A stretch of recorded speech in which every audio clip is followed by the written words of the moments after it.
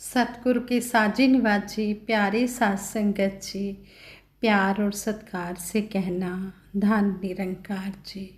सतगुरु माता जी के आशीर्वाद से दासी आप जी के चरणों में ये विचार रखने जा रही है। आप जी ये विचार प्रवान करें। साध संगत जी कहते हैं, सतगुरु माँ का फरमान है, प्यार सबसे निभाना पड़ेगा। कमल के फूल की तरह खिलते रहें, सबसे हमने प्यार करना है। इस तरह सच्चे पातशाह हमें समझा रहे हैं। हमने औरों के बारे में पहले सोचना है, अपने बारे में बाद में सोचना है। जो दूसरों के बारे में सोचते हैं, दूसरों का भला मांगते हैं, उनका भला अपने आप ही हो जाता है। ऐसे ही दासी आप जी के चरणों में एक स्टोरी शेयर करने जा रही है। आप जी परवान करें। साध संगत जी कहते हैं, चंद्रगुप्त के महामंत्री आचार्य चाणक्य बहुत ही सादगी का जीवन जिया करते थे। एक बार गंगा में भयंकर बाढ़ आ जाने से हजारों लोग बेघर हो गए। इसलिए बाढ़ग्रस्त जनता के लिए राज्य भर से कंबल इकट्ठे किए गए। कहते हैं कि आचार्य चाणक्य गंगा नदी के किनारे कुछ ऊंचाई पर एक झोपड़ी बनाकर रहते थे। झोपड़ी में जीवन के उपयोग के बहुत ही कम साधन रखते थे। आचार्य चाणक्य के पास 2 फटे पुराने कंबल थे। जनता के लिए जो कंबल इकट्ठे किए गए थे वे प्रधान अमात्य की झोपड़ी के बाहर रखे हुए थे। कुछ चोरों को पता लग गया कि महामात्य चाणक्य की झोपड़ी के बाहर सैकड़ों कंबल पड़े हुए हैं, तो उन्होंने उन कंबलों को चुराना चाहा। चोर वहाँ गए और कंबलों के गट्ठड़ बांध लिए। गट्ठड़ बांधकर चलने को तैयार हुए कि उन्होंने देखा झोपड़ी में महात्मा सोए हुए हैं। ओढ़ने बिछाने के लिए जो कंबल है वह फटा और पुराना है। चोर यह देखकर सोचने लगे कि भारतवर्ष के गौरवमय पद पर आसीन व्यक्ति ने फटा पुराना कंबल ओढ़ बिछा रखा है और हम ऐसे दुष्ट हैं जो बाढ़ पीड़ितों के लिए कंबल इकट्ठे किए गए हैं उनको चुरा रहे हैं। वे पश्चाताप से भरे आचार्य चाणक्य के चरणों में गिर गए। आचार्य चाणक्य उठकर बैठ गए। उन्होंने चोरों से कहा, कंबलों का इतना ढेर। चोरों ने आचार्य चाणक्य जी से कहा कि कंबलों का इतना ढेर लगा है, फिर भी आप इतने फटे पुराने कंबल का उपयोग क्यों कर रहे हो? आचार्य चाणक्य ने कहा, ये कंबल बाढ़ पीड़ितों के लिए हैं, उनके लिए हमने रखे हैं, तो उनके लिए जो हमने रखे हैं वह हम उपयोग नहीं कर सकते। आचार्य चाणक्य जी का ऐसा प्रेरणास्पद व्यवहार देखकर उन चोरों का जीवन ही बदल गया। हाँ संगत जी, तभी तो कहते हैं कि जो सत्संग में आते हैं वो संत महात्मा बन जाते हैं।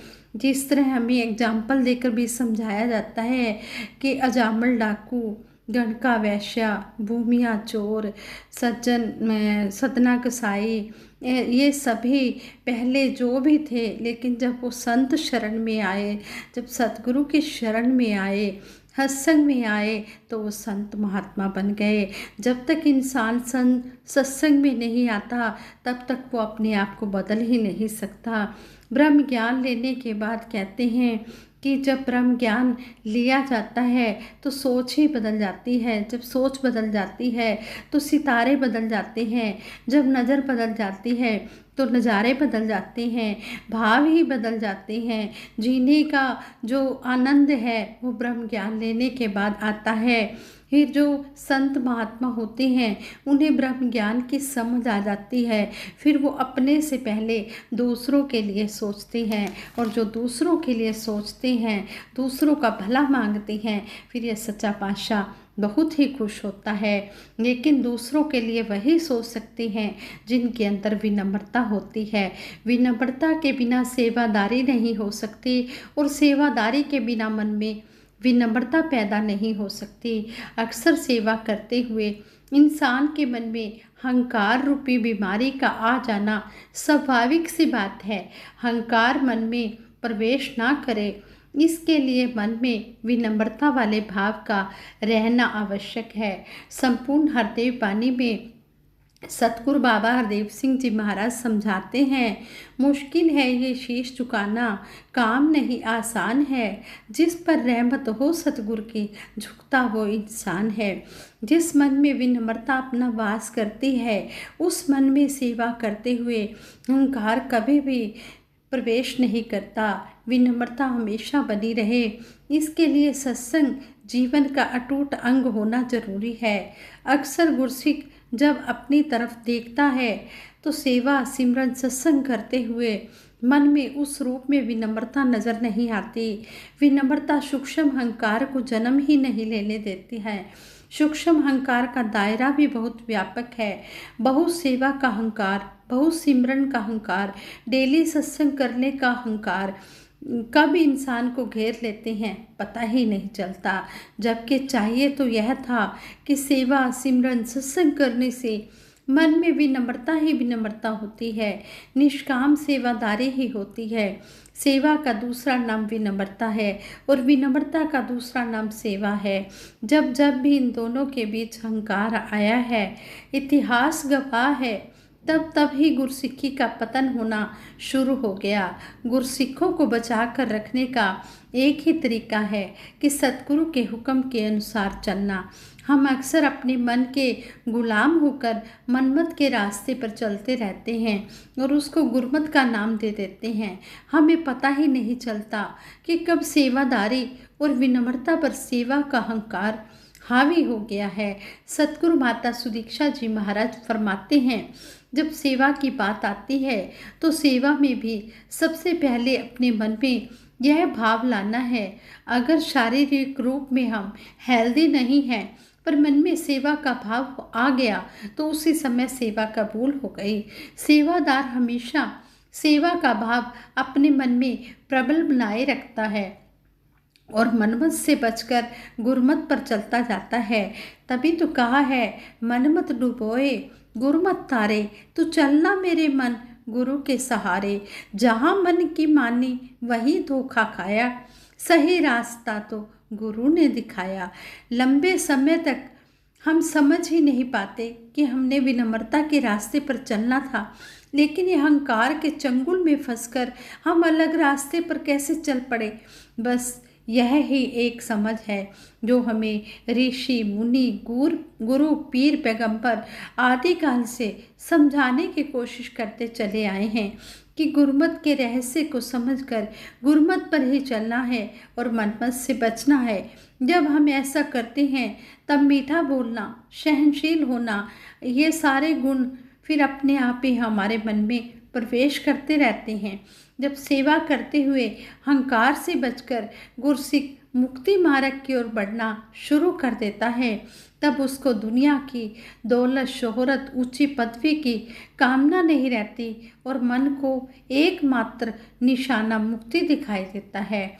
लोगों से भला बुरा सुनकर भी मन विचलित नहीं होता और मन अपनी ख्वाहिश मुक्ति को ही मानता है। भगत विनम्रता के रास्ते को अपनाते हुए अपना श्वास श्वास सतगुरु के चरणों में अर्पित करते हुए अपने लक्ष्य को प्राप्त करता है।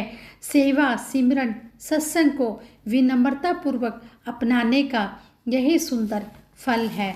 तभी तो कहा है कि जो गुर आखे ओ कुछ करना, सेवक माना सीखिए, जिस रंग रखे उस रंग रह के प्रेम निभाना सीखिए।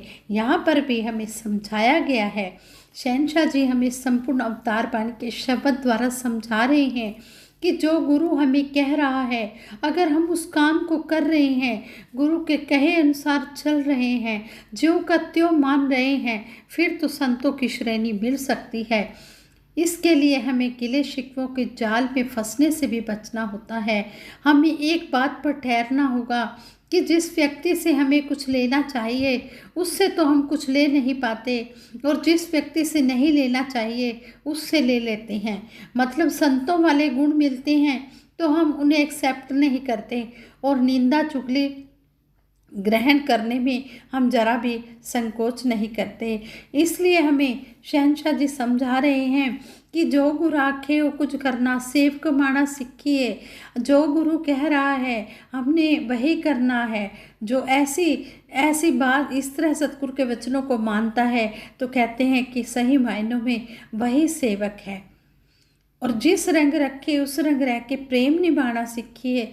जिस रंग में भी रखे, जैसे भी रखे, अगर भगत उसी तरह चलता चला जाता है तो कहते हैं कि यही सही मायनों में प्रेम है। कहते हैं कि गुरसिख सेवा के मैदान में मैं का दान देकर उतरता है। जब वो सेवा करता है तो अपने आप को गिनवाता नहीं है कि मेरी भी गिनती करो। यह तो अपने आप को सेवा का निमित्त मात्र मानता है कि हमें साधन बना लिया गया है। यह हमारे उत्तम भाग्य हैं कि हमें सेवा का अवसर मिल गया। सेवा करते हुए कभी ऐसा दुनियावी आकर्षण सामने ना आ जाए कि सेवा से हमारा ध्यान ही हट जाए। सेवा के मौके मिलना खुशकिस्मती है। सेवा की बहुत अहमियत है। सेवा में योगदान दिया जाता है तो कभी प्राइज की इच्छा नहीं होती कि मेरे गले में हार पड़ेंगे या मेरी जय जयकार होगी। संत जन महापुरुष तप त्याग के साथ तन मन धन से भरपूर सेवाएं देते हैं। ऐसे जज्बे काश समाज को भी प्राप्त हो जाए। सभी खुदगर्जियों से ऊपर उठकर ईमानदारी से देश और समाज की सेवा कर पाएं। ये सतगुरु बाबा हरदेव सिंह जी महाराज हमें शब्द कह रहे हैं कि मैं का दान देकर आना सेवा के मैदान में, मैं का दान लेकर आना सेवा के मैदान में, नम्रता को धारण करना क्या रखा अभिमान में। यहाँ पर सतगुरु बाबा हरदेव सिंह जी महाराज हमें समझा रहे हैं कि विनम्रता ही अपनानी है। जब विनम्रता आएगी तो हर चेहरे पर मुस्कान दी जाएगी तो सब जगह खुशियाँ ही खुशियाँ प्राप्त होती चली जाएंगी। सारे विचारों का यही सारांश हमें समझाया गया है कि जो ये जीवन मिला है ये दूसरों की भलाई के लिए मिला है, दूसरों के परोपकार के लिए मिला है। हमने अपने आप को सतगुरु के आगे अर्पण कर देना है। और अर्पण कैसे होगा? जब इस मन में अहंकार नहीं होगा, जब ये अहंकार रहित हो जाएगा, विनम्रता आ जाएगी। तो कहते हैं कि जब इंसान विनम्र हो जाता है, जो झुक जाता है, वो सब कुछ पा जाता है। जिस तरह ये पेड़ होते हैं, जो फलों से लदे पेड़ होते हैं, वो झुक जाते हैं क्योंकि उन पर फल लगे हुए हैं। लेकिन जो अकड़ा रहता है उस पर ना कोई फल लगता है ना फूल लगता है। जो झुक जाता है उस पर फूल भी लगते हैं और फिर फूल से फल भी बनते हैं और जो दूसरों की भलाई के लिए दिए जाते हैं। तभी तो कहते हैं सरवर तरवर संत जन चौथा बरसे में परोपकार के कारण चारों धारे थे। ये चारों देते ही चले जाते हैं, वृक्ष, तालाब, संत, महापुरुष और बादल। इसी तरह हम भी ये सीख ले पाएँ कि हमने निष्काम भाव से सेवा करनी है। कहते हैं निष्काम निरक्षित सेवा गुरुमत की बुनियाद है। ऐसी सेवा करने वाला भगत सदा आबाद है। ऐसे भगत का हमेशा नाम रोशन होता है जो निष्काम और निरक्षित भाव से सेवा करता चला जाता है। उसकी जग में भी जय जयकार होती है और जब वो शरीर छोड़कर चला जाता है तब भी उसकी जय जयकार होती है। उसके गुण गाए जाते हैं कि वो बहुत ही अच्छे संत महात्मा थे।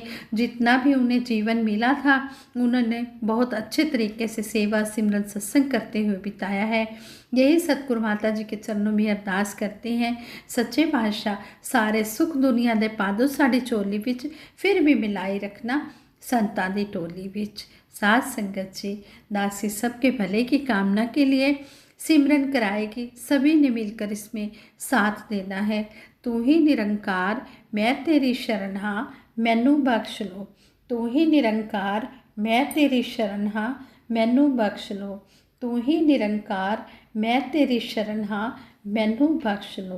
बोलिए सतगुरु माता सुदीक्षा सविंदर हरदेव जी महाराज की जय। निरंकारी राजमाता गुरु बचन अवतार की जय। साथ संगत जी प्रेम से कहना धन निरंकार जी।